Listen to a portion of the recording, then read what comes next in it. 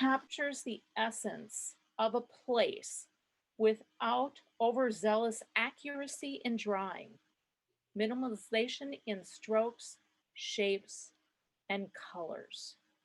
And that is the essence of Uma. So take it away, Uma. Welcome, everybody. Hello. I'm so honored to be here. So I'm going to turn my camera around. And then if the camera shines, if the water shines, I would like that feedback. Okay. And okay. So the setup is this. I am in my studio and it is really cold. It doesn't have heating. Can you all see my piece of paper? Yes. Yes. And Yes. are there a lot of people who will be doing the paint along with me? Quite a few. I see hands going up. Okay, great. So the ones who are going to paint with me, I want you to have your image in front of you, the reference photo for now. And I want us all to actively look at the reference picture for the next 10 to 20 seconds. You are doing something called active looking.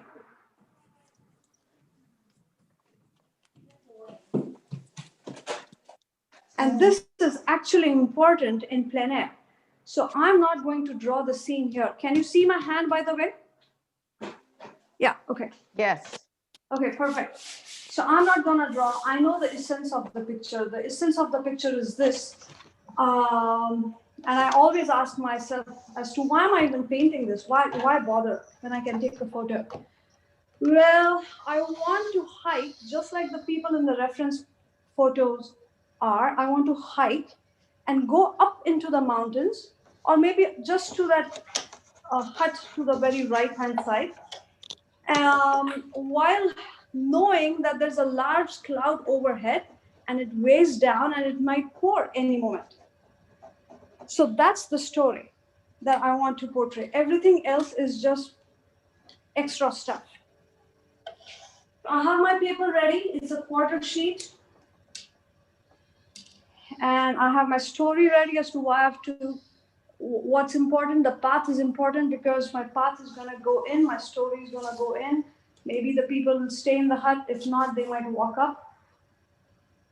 And the reason I'm doing this with my hand, it's really important because I'm practicing, I'm giving my muscles practice. Where is my horizon going to be? If I look at the reference picture, the horizon is dead center. Boring. Let's move it ahead, move up a bit. Okay, so that seems good. Mountains here, meadow, pathway. If you're painting along, this is actually important, even if it looks like mysticism. This is my palette. This is always my palette. When I put the first bead down, the paper might shine. That's when I want audio feedback from people saying, hey, it's shining too much and we can't see. And I'll turn off one light. Sounds good? Yeah, good. Yes. Okay. I'm going to move the camera a bit close if you don't mind.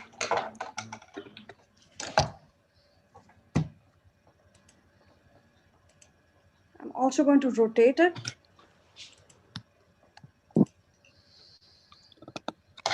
Is that better?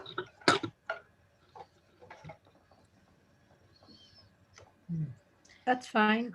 It looks a little far. That's better. Yeah. How about now? Yes. That looks good. Okay. So I always start, oh my dirty hands. I always start with the color that's going to be hardest to keep clean. So right now the grass, the meadow has a tinge of warmth and needs to have a yellow. Oh, wait, first I need to show you my brushes. I like to use really big brushes. Let me see if you see these. These are big mops. It's a number 6, number 4, number 2, and this is a number 0, and that's a rigger. I can't actually zoom in further if I'm not the host. The mop sizing is not same as rounds. Like this would be a size 14, but this is a size 4 in mops. I don't know why they do that, but I absolutely love mops. I'm gonna try and push closer, but I'm not sure I can do further. Oh.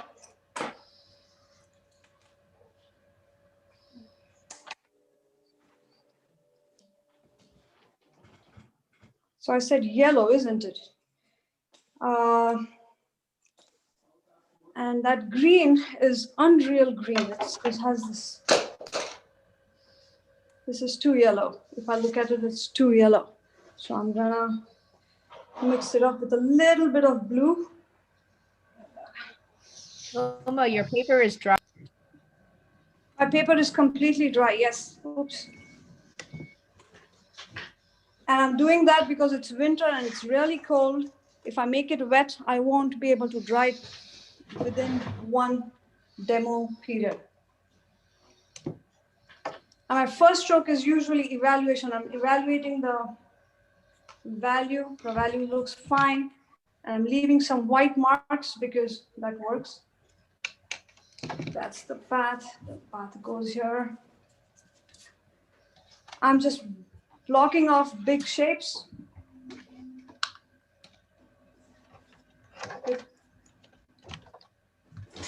I'm gonna see the grass on the left-hand side becoming cooler as it draws closer. Needs to be cool. So maybe some cool. And here's what I use. I use gravity. I know some of the water is gonna come down, so I don't fight it.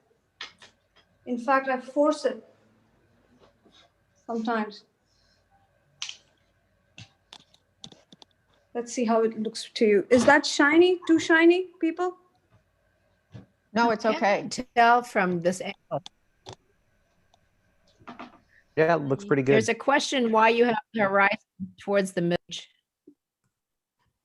Could you repeat the question for me? I'll do it here. Why is the horizon in the middle of the page? I don't like it. It's too calm, and I don't feel calm right now. So that's why I moved the horizon a little up. I see. Thank you.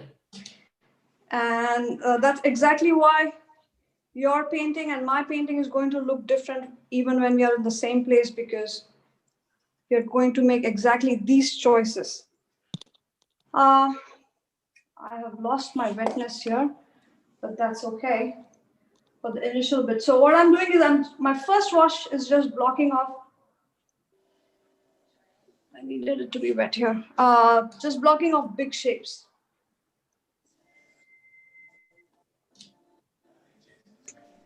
In the right hue or sort of the right hue.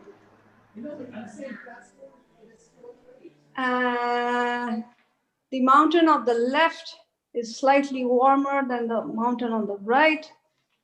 And I'm gonna have to cool it down a bit more. That's too cool, I think, but we'll try. Maybe, okay. I'm looking out for this bead, and I know it might just drain fast. There are some beads I like, some beads I don't like. This one, I don't want.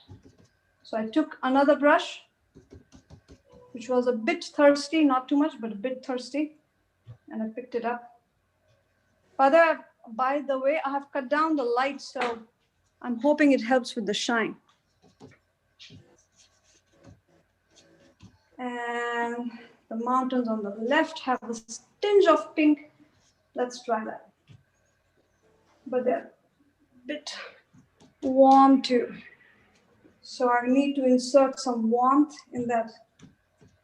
I'm going to use a little bit of yellow ochreish sort of a color. That's too much.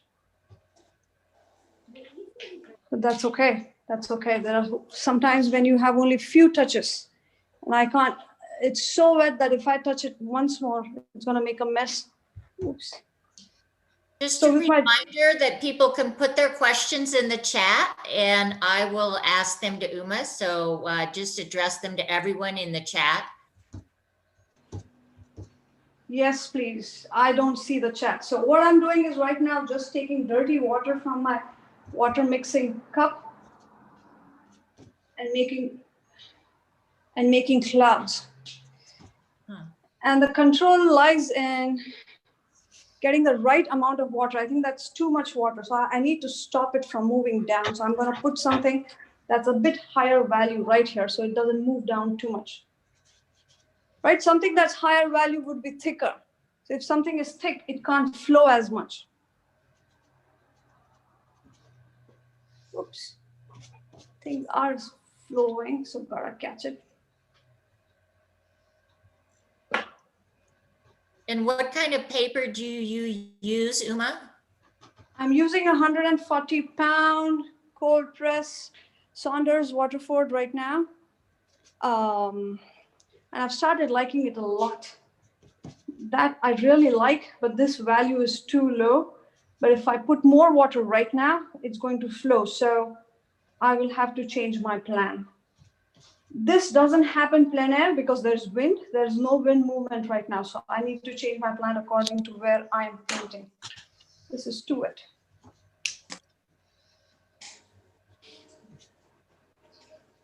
Okay. Back of the fingers, touching paper to figure out what's wet, what's not wet. This is a good wet. We need to introduce some darks while it's still wet. Yeah. So what I did there was just use dirty water to make it wet. And then I want to introduce some dark green vegetation with soft edges so that they don't hog attention. So soft edges help to take away attention from the focus, correct? I need this. Can you show us your palette from time to time too? Sure. Hang on. I'm about to finish my, it's super dirty right now. Okay, thanks.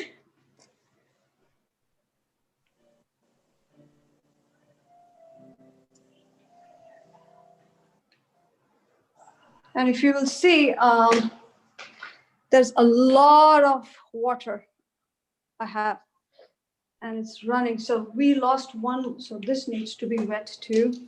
We're almost there when it comes to my first wash. We need some variation, just tiny variation. It's too plain. Yeah. Did you see that? Just small variation adds a little bit of depth. What we have is big shapes ready, and I'm going to call the first wash done. I usually paint in 2 washes. So I'm going to turn on the, what do you call it, the hair dryer, but I can also wait to answer questions right now.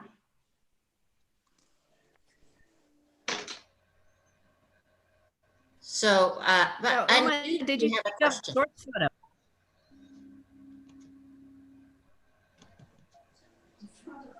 Pardon? Go ahead. I didn't quite hear the question. I don't know. Somebody sounded like they were asking a question, but it became too garbled. I'll throw a question out there for you, Uma. I noticed with your paint, do you specifically choose granulating colors, or do you go through that plan of your colors in your paint where you're using specific granulating, transparent, semi-opaque, etc., to help you with your, your choices, your painting? I do pick, I would like to pick granulating colors most of the time. So if I had a granulating pigment for every color, I would pick that. And my style has fit into that already, but I don't plan my painting, knowing that my burnt sienna today is granulating or not. Okay. I'm gonna turn the painting flat for a bit so that I can turn on the. There was one chat message which I thought was scary because Pat asked if there was a source photo, and that was the source photo we sent to everybody. So can somebody confirm everybody has the source photo? Yes, it was in the email. Yes, we got it. It's, Yes. Perfect. I'm muting this so that you don't hear the hairdryer. I'm back. And there was a question. I didn't hear it if there was one. Yes. Do you keep the source photo out close to you when you're painting? If I'm painting in my studio, yes. But if usually I have done so many studies of that photo at a small scale that I could, I'm painting this from memory. I could paint this from memory. Oh, I And see. that's why the Notan sketches that Stephen Berry is going to talk about, those are useful because they really put that scene, like register that scene to memory very well and with values. I'm just checking for wetness with the back of my, and then I'm gonna. Somebody would like to know where the source photo what the source photo is a picture of. Where's Yes. So in 2016, I went to Lake District. Lake District is a national park in England. It's one of the largest, not one of the, it's the largest national park in England. And I like to hike and I like to borrow inspiration all over the world, when especially in nature. So I hiked there for 3 days and I have a lot of photos from it. In fact, I have a Lake District show coming up based on the photos I took 4 years ago. All right. This is perfectly wet. There's no glisten, but it's damp because I want to actually give it some definition, but I don't want the definition to be so sharp that it overwhelms the scene. I'm moving to a smaller brush because I want to have smaller shapes, smaller marks. That's too bright a green, and I have too much neutral color, so I'm going to dab it. I'm going to absorb it with a kitchen towel so that that is a good color. Let's check. It's high, but that's okay. Look at that, this beautiful softness. So my marks might seem really fast, but what that does is it gives you gives you the viewer a feeling of confidence. My marks also go in the direction of the shape that you want to depict, because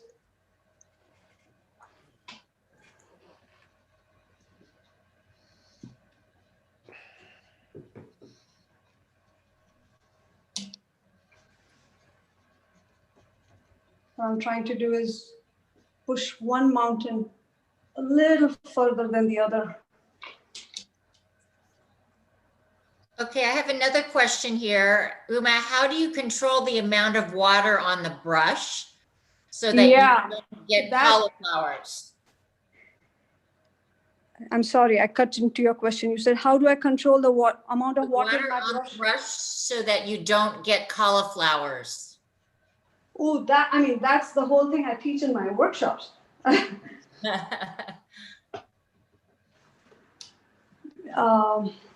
I do get cauliflowers and I actually love them.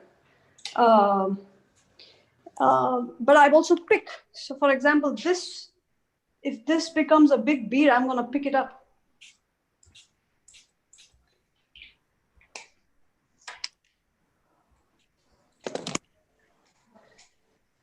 And the reason I'm spraying is that I lost some softness.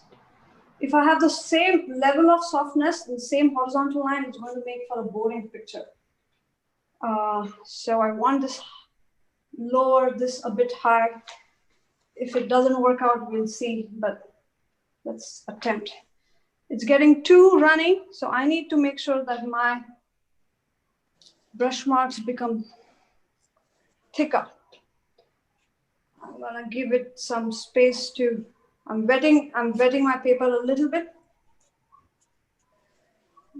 but I'm not wetting it as much as I wet in during my first wash. So that was just water on your brush that time? Yes, just water. It's the wrong color, I made a wrong color. Hang on, I need to put in a warm something.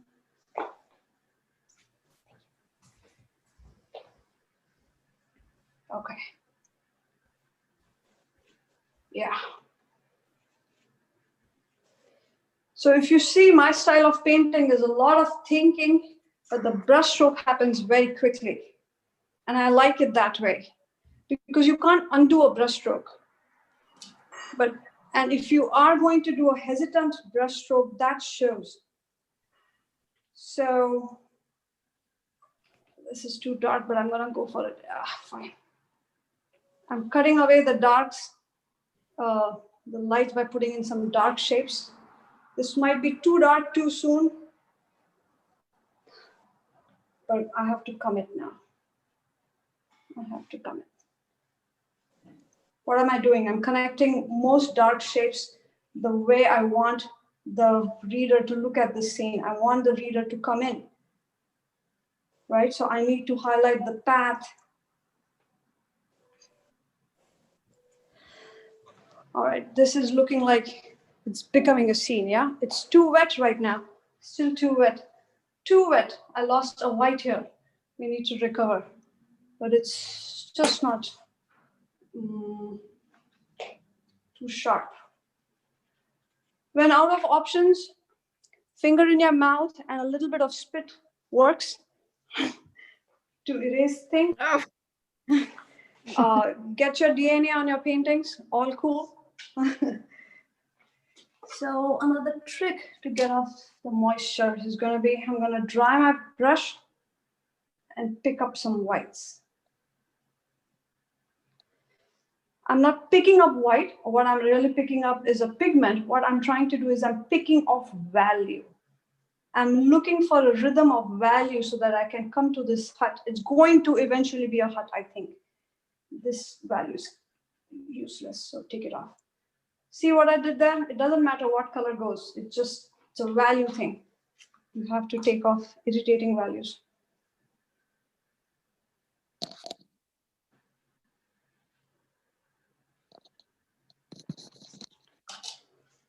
Horizontal lines. In a painting, ground things from floating. There was a fence post here which got lost because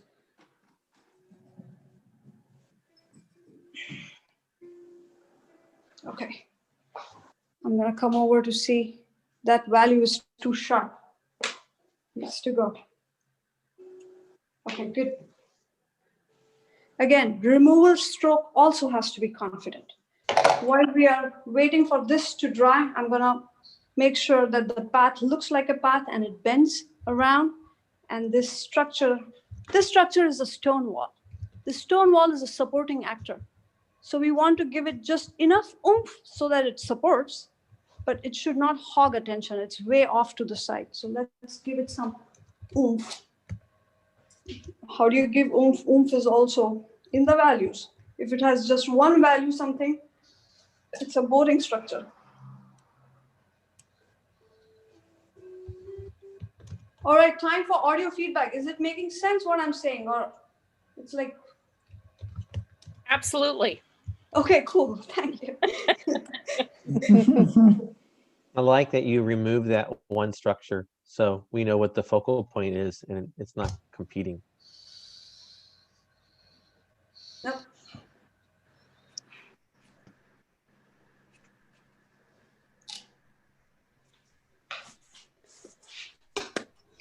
Somebody's commented that that it's hard for them to see from this angle.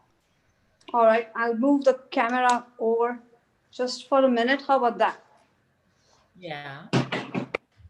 I have to wait for it to dry anyway, so let's try this. Okay. Thank you. So let's do this. Let's do a crowdsourced saving of the painting. What are the issues? The first issue I see is there's a bleed here and a bleed here. If a bleed of that value, if this drop rolls down, it's going to make a similar shape as that. That would distract me. So that one is the one that's important to be kept out. So let's tap. Okay, we took care of future problems. This one, if it bleeds, okay, you saw what I did there? I just moved the water over. Water always flows in straight direction and reflection. So it's going to move over here. That's not a problem. This looks like a nice pair of houses, but this also looks like a pair of houses. So one of them has to go. You can have, I don't like even things as much. And it looks like a pair and a pair and a pair and a pair. That's too boring if you repeat a pattern again and again. Oops. Hang on, the stand's hooked onto my shoelace now, so. Okay.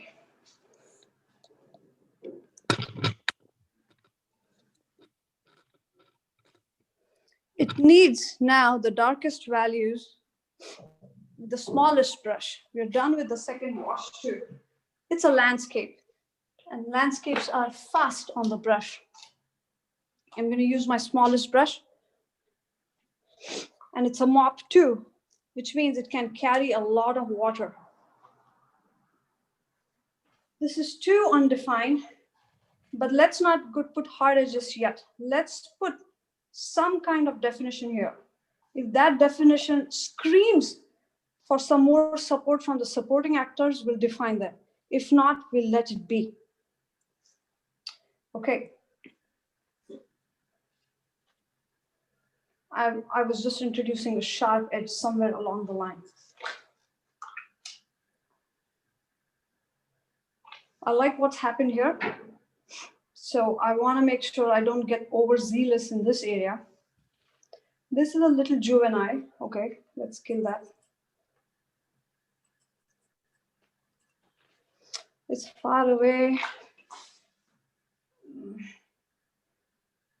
Uma, one of our guests are saying, thank you, Uma, for this wonderful share. That's very sweet of them. I found artists and artist friends are the best. They really take care of you. Okay, I'm going to call that a building. And because I have the confidence of calling that a building, you all are going to call that a building too. Looks like a building to me. Yep. Because otherwise we can fuss with it for a long time. There's some cattle. So in Lake District, the big deal is the entire landscape looks great and it's gorgeous, but what you don't see is sheep everywhere. And when there's sheep everywhere, there are sheep droppings everywhere. Which means your shoes, you have to have special kind of shoes. I'm trying to see if I need to define this tree more. I'm not sure. And I'm going against my own rule. When I'm not sure, I don't touch things, so I should not. Okay, stop.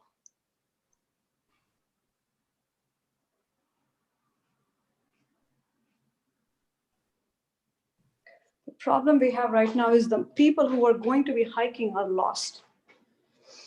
Okay, let's put them somewhere else. So where can I put them? Right about here. But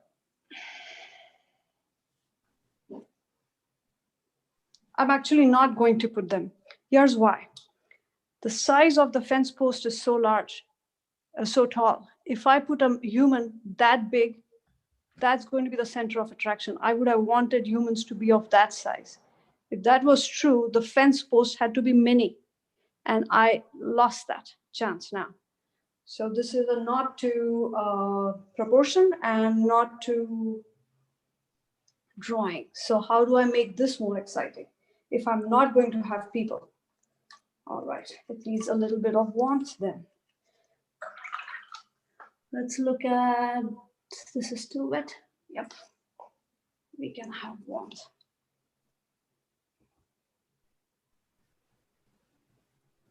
That's warm enough. That's nice. Because the grass is coming close, whereas at the beginning I had a broad stroke, now I have more details. But just some details, yeah? Not going to overwhelm people with information. And I'm going to say this is it, actually. I'm going to see if I need a white to save some. It's a bit abstract, but this is how I paint. Too much white. Pat Way says, very nice.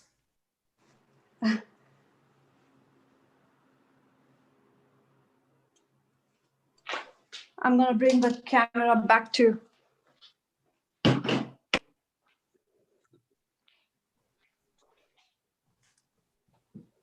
Beautiful. Hey.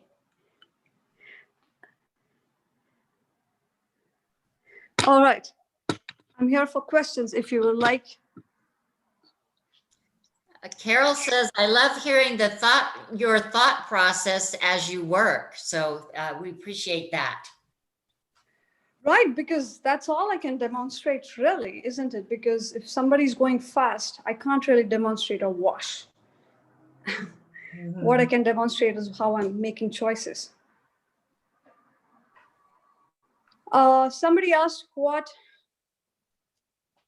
I'm looking at the pictures too. What paint did you use to make the fog? Is it an opaque paint or just dirty water? It is just dirty water. That is the dirty water. Huh. That right here. Where is it? Right here. And it's perfect because it's diffused light. When there's diffused light, think of a cloud cover being an envelope. So it's going to take all the colors that get reflected from the ground up. And if so, all the colors that you've been using before for the first wash are in your dirty water anyway. So if it's a warm scene, this gray is going to automatically have a warmth to it. So that helps. Suzanne says, really appreciate the abstract feeling of the painting. It's very freeing. I'm glad. Thank you, Susan. And Lena says, thank you, CWA, for having Michael Holter, or I never would have been here this evening. Uma, this is a wonderful, quick demo. Just love it. Perfect.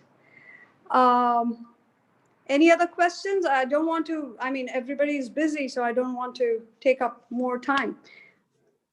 Uma, Samantha is asking if she can post your painting on the CWA Facebook page when you're done, and then invite everyone here to post theirs in the comments on Facebook.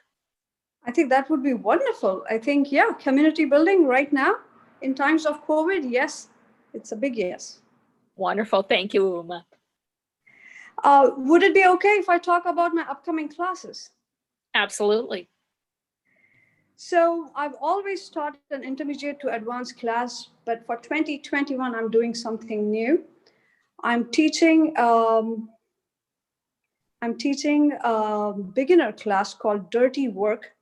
And it's called Dirty Work because it really is dirty work. It's the boring work we don't want to do, but I think it is required so that we feel confident when we go outside. And the reason I'm doing it in January is so that we are ready for spring. The pandemic will end, yes, but so the time to sharpen our skills, time to sharpen life skills is before the fight. So let's get to it. And then I have something called Compose, which is a masterclass, and that is super intensive too.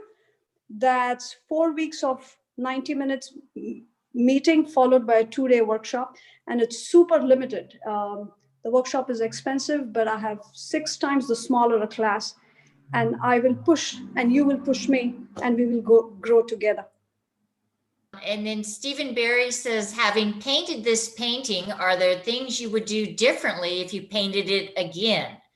Things you learned from painting it that make it stronger the second time? Oh yes, oh yes. So the first thing was I had a bit of overconfidence right now because I've painted it 4 times, and the overconfidence showed because I lost. Let me show you. I'm going to point to my painting. I lost the white space here. If I did not lose the white space here, there was time to put in the people.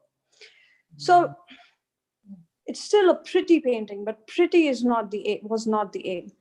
The other thing was when a grass or anything thick comes closer to you, it has, I needed to have a darker value at the real bottom, but there's only certain time to do that. And that time to do that is when it's semi-wet. So next time when I paint, I will be sure to shut up and paint and then talk. I was talking too much, so that's one change I would make. Uma, with your dirty work, are you going to get into paper? I found that beginning years ago, the instructor never really got into paper, and the quality of your paper and the type of paper and learning different papers and how you work is another real important basic. You have it right. You absolutely have it right. In fact, for the email that went out, had a supply list, and in that supply list it says don't skimp on paper. Since dirty work is a 2-day workshop, I ask people to bring specific paper. And the reason is in a 2-day workshop, you can't teach people to work with different types of paper and different pigments. So I try to reduce the number of variables, find the fixed variables that you're good at, and then add on your skills. That's my engineering way of teaching. So don't go bells and whistles completely. First, functionality, and the functionality is just start with good paper. Yes, bite the bullet. And then people talk about how expensive it is. And my answer to them is, I really want to teach people who are ready to invest in themselves. So I believe you are investment worthy. So invest that money in paper and brush. Excellent. And also somebody would like to know, how long have you been painting? So, okay, so long story, but I started painting on Thursdays 10 years ago. And Thursday nights was mommy's day, mommy's night. So it was compulsory that the whole house was done with their chores by 7:30, and the kitchen was Spartan, so that I could come from work and just paint. And I did not want to see any other humans, and no chores left behind. And that's how it started. And now it's become an obsession. Ah, I love those rules. Yes, and it's real. You know why I'm fast at painting? I used to paint near my washing machine. So my first wash had to be finished. My painting had to be finished before I had to transfer the clothes from the washing machine to the dryer, because that was my first interruption that was coming up. wow. Fabulous. Barbara, I know every parent has this. Barbara That is would awesome. like to know, what brand of mops do you use? I presume she brushes.